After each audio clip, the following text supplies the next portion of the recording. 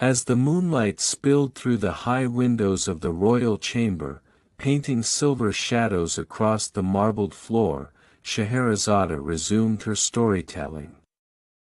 King Shahryar, his heart now open to wonder and reflection, leaned forward in quiet anticipation. Scheherazade smiled gently and began. O king, sometimes fortune visits the humble and the weary not to reward them with riches, but to test the desires that lie within their hearts.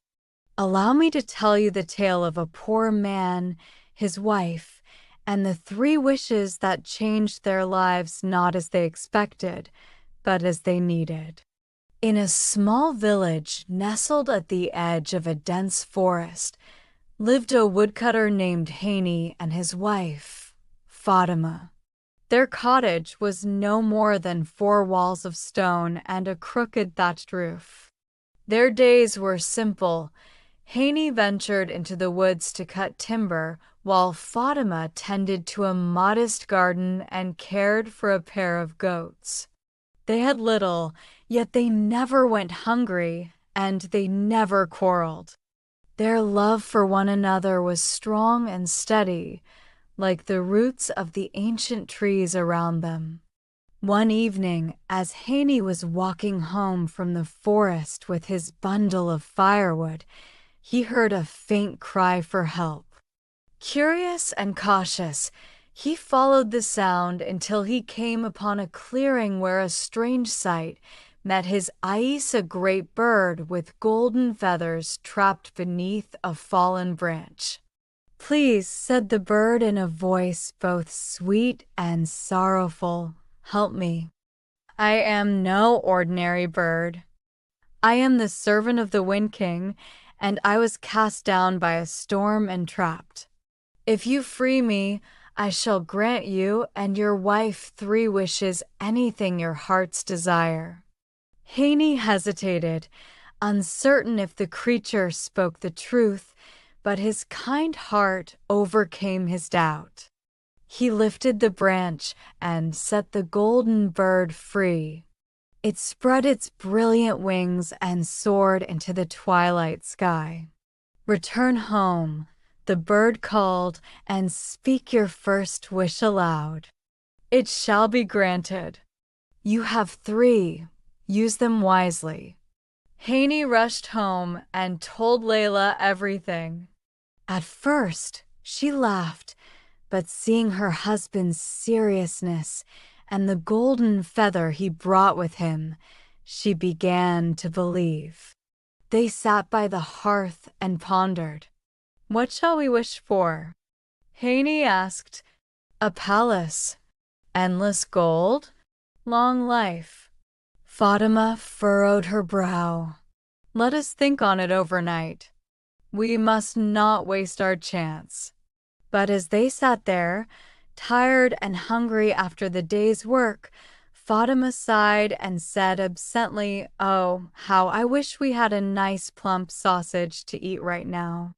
And at that very moment, poof, a fat, sizzling sausage appeared on the table, steaming and fragrant. Haney's eyes went wide.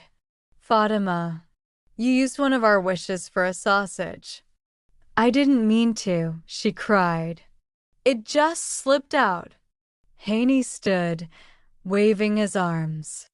"A sausage, a sausage. That's what we used it on. You might as well have wished it were stuck to your nose." And poof, just like that, the sausage attached itself firmly to the end of Fatima's nose. "Haney," she screamed, flailing. "Take it back. Get it off me." Haney rushed to help her, tugging and pulling, but the sausage would not come off. They tried butter, soap, even a pot of boiling water, but it remained stubbornly stuck. Fatima wailed, "You fool. Now we must use our final wish just to undo this." And Haney, his heart heavy, nodded.